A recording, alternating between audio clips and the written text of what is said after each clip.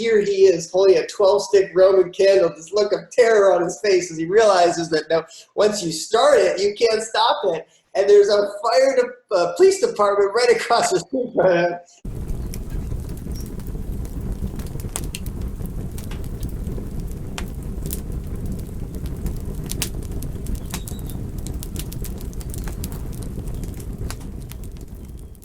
Trevor, how are you doing?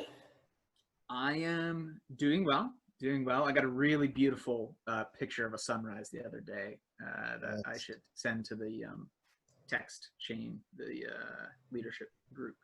There's nothing like those Vermont sunrises. I've been staying on top of my stuff, which is really nice. I know we kind of talked about that the other week. Yeah, can't complain. I have my tea. What are you drinking there? This is my Shakespearean insult mug. So now, okay, the Shakespeare nerd in me realizes that some of these are not insults. They're taken out of context, but the sentiment is there. But this tea that I'm drinking, actually, it's like a mint tea. But I was cooking and I was trying to be economical about plate usage, not use different stuff. And so I had a little tea plate that I put my tea bag in, because you steep it twice, right? So I steeped it once, put it in, and then I was waiting to steep it a second time, but I was making bacon, but I wanted to cut the bacon. So I basically used the same tea plate that I was steeping my tea in to cut my bacon before I put it into a rice bowl. So this tea has just slight hints of bacon mixed in with it. So it's a very unique flavor. I think they say bacon goes with everything, so maybe it's true. It's not terrible. It's just unusual. Yeah. Nice. Yeah. So today's topic is friendship. And I want to talk a little bit about how friendship is hard.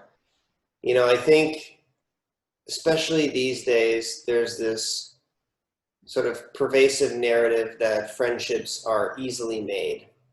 And certainly I find that people are fairly easy to dismiss their friendships, especially friendships that have been hard earned and hard made. You know, with Facebook, in a few minutes you can have 10 new friends, and in a few minutes you can have you can discard 10 of your friends. But I remember a time when it was very difficult to make a friend. You know, you sat down in class and you just managed to turn to your right at the right moment when the person sitting next to you was also looking to their left, and you guys kind of locked eyes and said hello. And from there, you saw he had a comic book in his backpack, and you said, "Hey, you read comics?" "Yeah, I read comics." "What's your favorite comic?" And from that small little interaction, a beautiful friendship emerged over many years, growing deeper and stronger by the day. And we've really, I mean, that does still exist, but we've moved away from that as the primary form of friendship making. And I think it's made us assume that friendships are easy to make, but they're not. And there's something to be cherished. I like to kind of give the example of our family. You know, we come from this big Polish family. And some of the, you know, people in our family are more jockish, and some are more nerdy, and they're all from different political walks of life and frames of mind. And yet they're all part of our family. And at the end of the day, we all love each other. And I feel the same thing is true for the Dojon.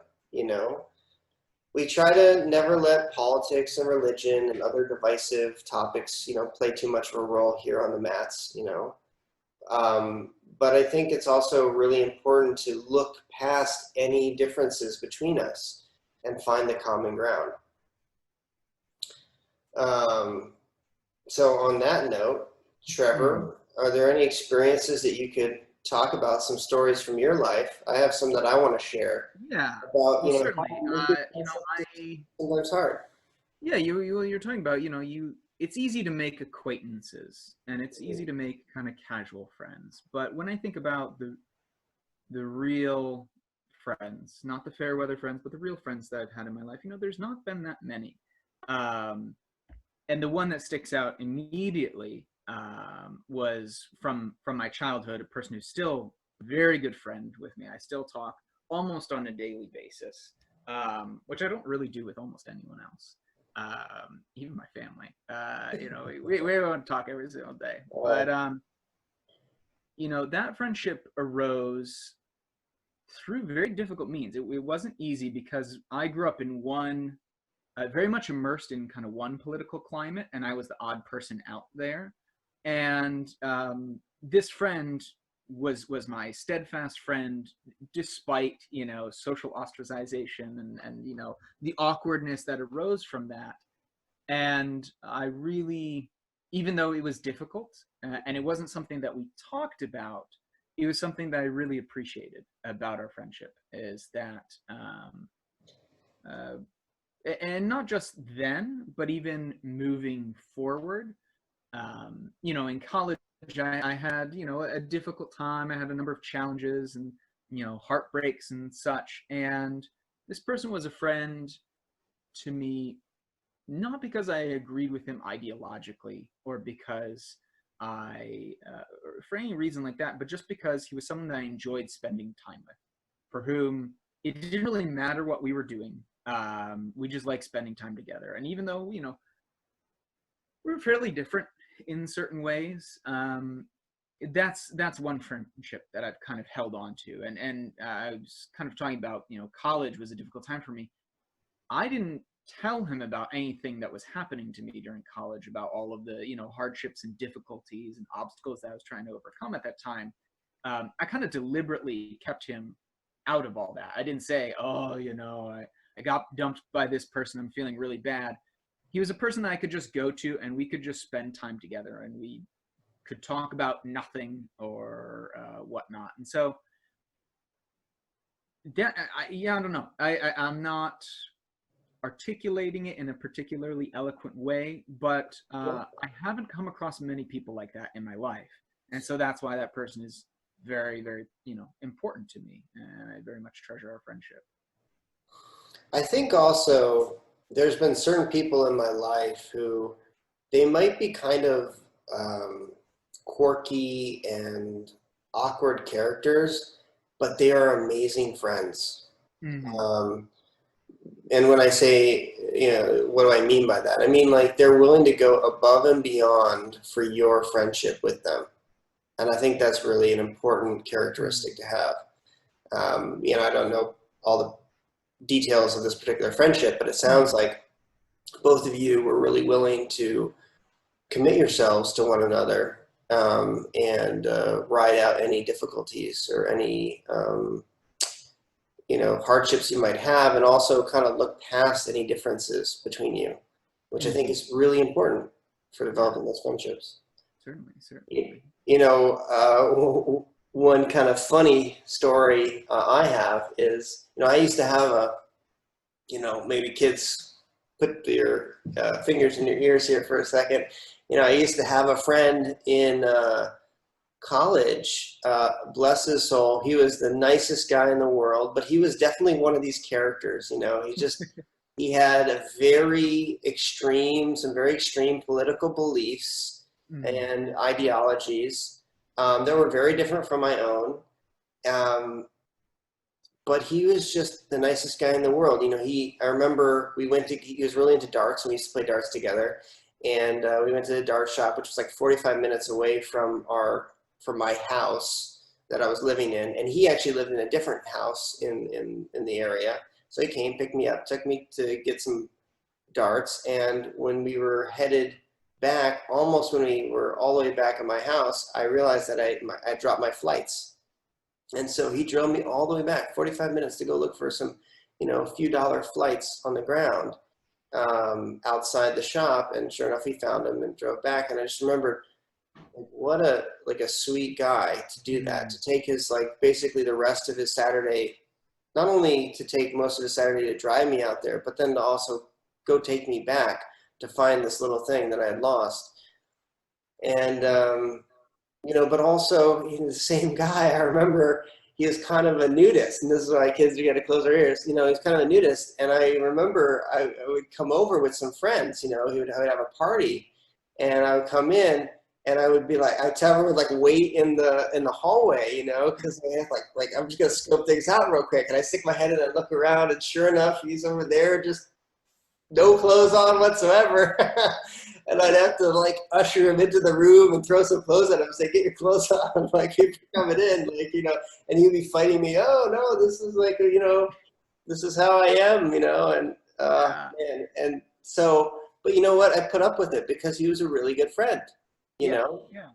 and, you know, I have some other examples. Do you have any more examples, Trevor? Yeah. Well, you know, it's funny. So I told you about the one friend about whom he was just, he's a person who it was easy to be around and to hang out with, and we just had a very, despite all the other stuff, we enjoyed really spending time together, and we didn't talk about anything challenging.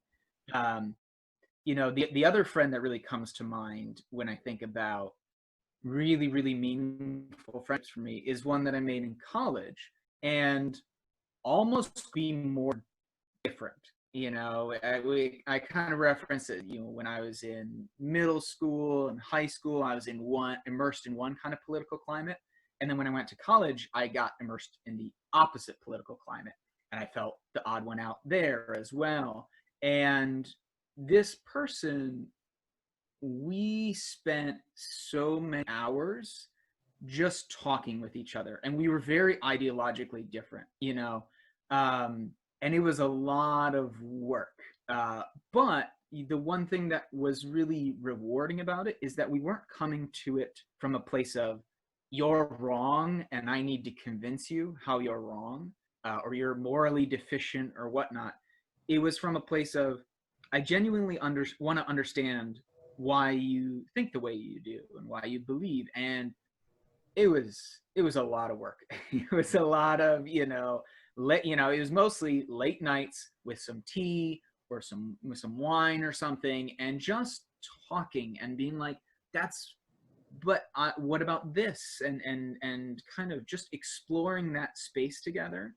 And we've actually come a lot closer, ideologically, but that's not the basis of our friendship, of our respect for each other. It was the fact that we were both able to come to that space to have that conversation with respect, and um, genuinely caring, and saying, you're a nice, good person, but you have these different thoughts from me. So I want to get to know you better. And that is a friendship that I still have to this day.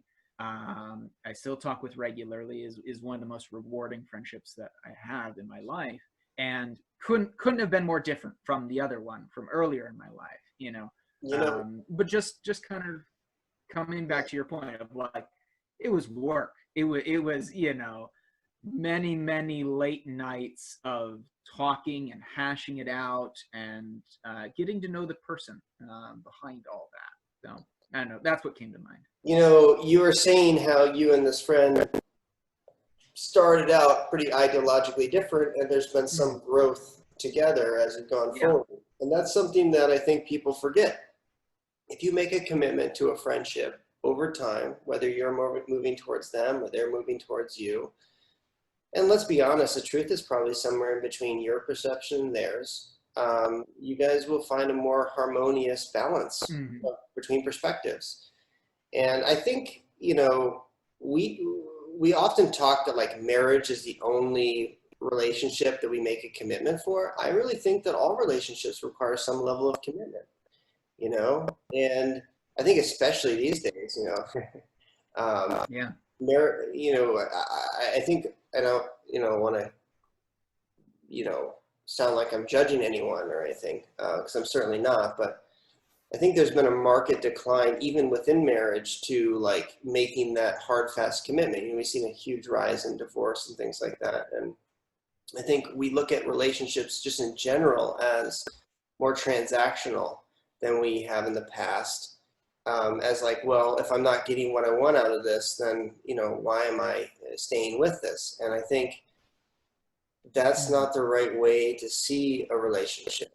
A relationship is like a beautiful tree that you're growing together, and you wouldn't just abandon it because it will die without you guys both working Yeah, on you know, it's interesting that I don't want to go off on a I don't want to go off on a total tangent, but what you're talking about there makes me think about the sentiment of family as a relationship. And for us, family is super super important, very very foundational. But I've heard more and more often this idea that, oh, you know, um, family isn't the people that you choose to be with. You're just stuck with them. And so the really meaningful relationships are the relationships that you make through friendship. But I disagree. I don't think that, you know, the people that you choose to spend your time with and your family, one is more important than the other. I think they're both incredibly important. it. Mhm. Yeah, And yeah, just agreeing with what you were talking about. Like, marriage isn't the only relationship you make a commitment to. mhm. Family is often very hard to maintain, and I know, even, you know, even amongst our family, there's times that we really really disagree, and we're a very stubborn family, and so those get very bullheaded.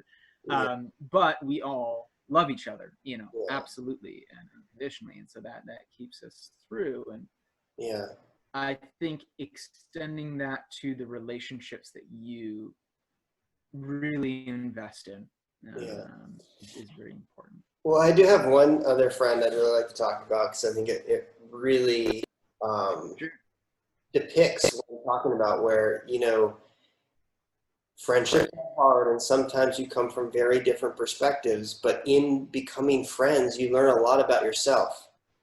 I had a friend who in Mm, high school who, you know, he was looking for a friend at the same time I was looking for a friend, and we were both kind of outcast.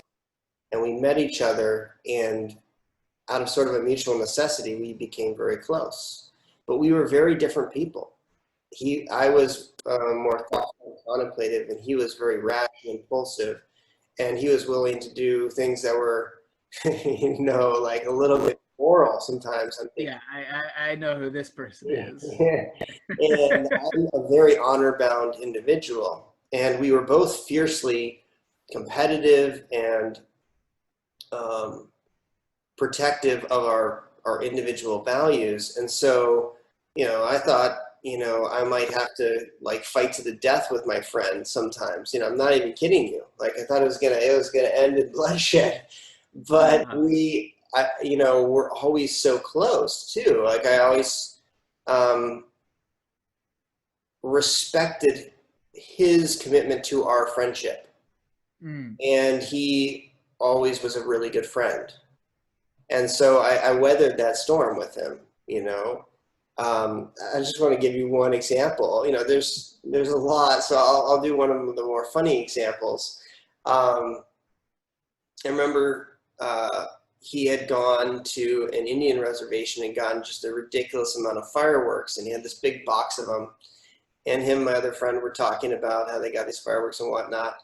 And we're up in his attic, and I'm laying on the floor, and his parents are out of town, and because it was the summer, and I'm just like, we're just kind of talking about this, like the fact that he has fireworks, and because he's such an impulsive person, before I even realize what we're talking about, he's saying, "Hey, I'm gonna go shoot fireworks out the window," and while he's saying I'm shooting fireworks out the window, and I'm sort of bringing the, you know, this is sort of registering to me. Now he's already downstairs. He's already back up the stairs. He's already into the bathroom. And before I, you know, I'm starting to kind of pick myself up off the ground and realize, okay, like, were we doing this? You know, like, I don't know if I'm okay with just shooting fireworks out your window. I hear, pew, pew. And sure enough, I bolt up and I run in there, and here he is holding a 12-stick Roman candle, this look of terror on his face as he realizes that no, once you start it, you can't stop it. And there's a police department right across the street from him, and he's aiming it up, and it's arcing and landing in the parking lot of the police department, and he's shooting it down, and it's bouncing off the ground, ricocheting off the electric wires, and you know, just like no matter which way he does it, it's just like total disaster. And so he's like, He's like, oh my God. And he looks over and there's this beautiful porcelain toilet, you know, they just remodeled their attic and everything like that. And they put in this beautiful porcelain toilet and he chucks it in there. And about 2 seconds go by and boom, the whole thing cracks. Water comes seeping out. And it's in that moment that we realized that Roman candles are waterproof.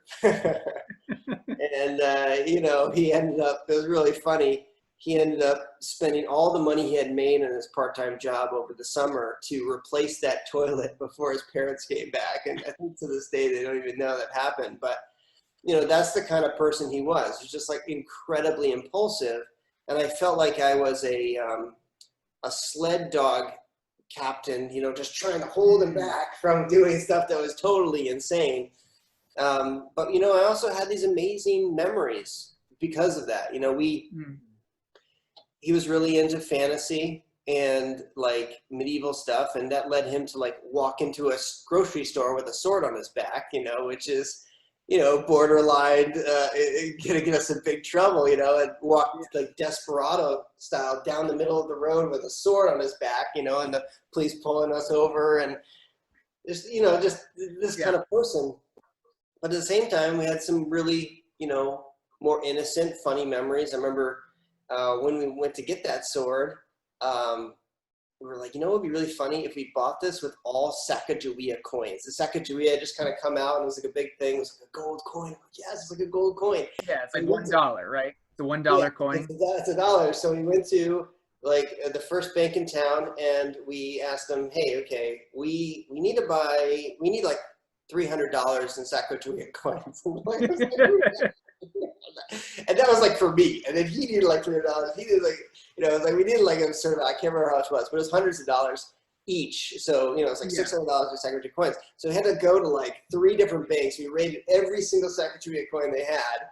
And we went to the Red Fair. And it was this horrible Red Fair with like it was like it had a jousting arena with like a single night, you know. Like that's all it had. But there was this one stall where they sold, you know, swords, and we went up there and we were all decked out in our costumes. We had a little pouch full of gold coins, and we just tossed it onto the table and said, "Well, take the sword." We didn't even know how many the sword was. We didn't know if this was going to be enough, you know. And this lady was so pissed. She was like, she, you know, and we didn't even think about this, but we realized at the moment, like, oh, she's got to count all these coins. So she's like, come back in 2 hours. Like count every single Sacagawea coin to make sure it was enough for the swords. And but you know, those kind of memories come out of those really fiery, exciting relationships, those quirky characters that you meet along the way. And I find that the quirkier the character, the better friend they tend to be, because they don't have a lot of other friends. And so they're really committed to your relationship. And you know what? Those are the people that need you the most. And as leaders, it's our responsibility to reach a hand out to them and help them up. So, you know, I really am very appreciative of both those friendships. And those are just a sample of you know, people that I've met along the way. But I wanted to impress upon our students that friendships are hard, and you guys got to cherish them and put some time and energy into making them. You know, we're all going to meet, you're never going to meet somebody straight off the street who's a perfect mirror of yourself. And if you do, it's going to be a dreadfully boring relationship, you know? So, you know, one thing we kind of wanted to end on is, you know, we do a lot of community events here at the school. Most schools, they do like 1, maybe 2 events a year. And it's a lot like a, you know, people just check in and check out. There's no sense of community. You know, parents just drop their kids off when the class is done. Kids go running off the mats, jump back in the cars. They'll spend 2-3 years training alongside somebody right next to them, and they'll never even know their name. That's really common. But that's not the kind of school that we're trying to build. Of course, we don't want people to feel like overburdened with this need to be part of our community on day one. But listen, this isn't just about building our community. This is about you being successful in your training. If you make friends here at the school, if you feel part of our community, that's what's going to keep you training year after year. And it's only through many years of training that you're going to become a great martial artist. So it's in your best interest to make friends. And, I was saying, most schools do 1 or 2 events a year. We do 1 or 2 events a month right now, guys. That's like 24 events a year.